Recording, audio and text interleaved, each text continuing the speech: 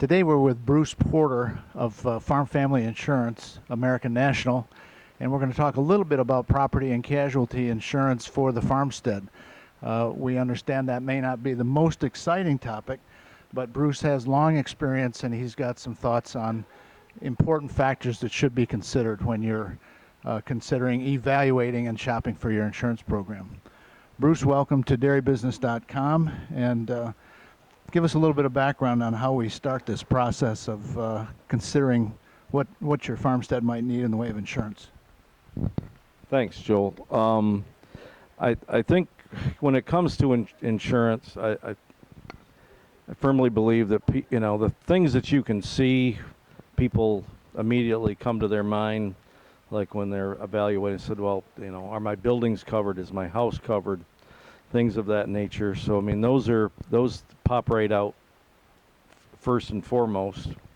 But even within that, making sure that you have the proper coverage on that bill. I mean, is it just fire insurance? Is it fire and wind? Does it include collapse coverage, weight of ice and snow? Those are the kind of the details that you want to find out before the next snowstorm or the next windstorm.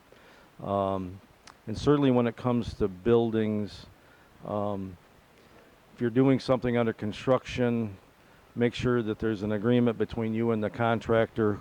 Whose building is that while it's being constructed? Is it the farm's responsibility and they need a builder's risk, or is it the contractor? I'm sure that you've had a variety of situations with the farmsteads in Western New York that you work with. We didn't mention that you're headquartered in Batavia and work in New York State. You might just share a thought or two, an example maybe of some of the unusual circumstances that a farmstead might require or a farmer might require for his insurance program. Well, I guess one thing that comes to mind, particularly this time of year when things are growing and things are being harvested, that on the machinery end, maybe check your equipment floater and coverages to see if you have equipment breakdown coverage. Another big factor that people overlooked is borrowed and rented insurance coverage.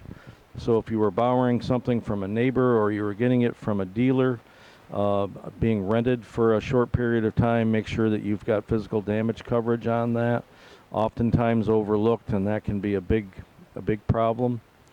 And then the last one, even though it seems like maybe a small item, but if you have some kind of a peril happens to your equipment, that there's a fire in a combine, that you have some rental reimbursement coverage that would cover the cost of renting a piece of equipment while you finish up your harvest while your equipment's being repaired.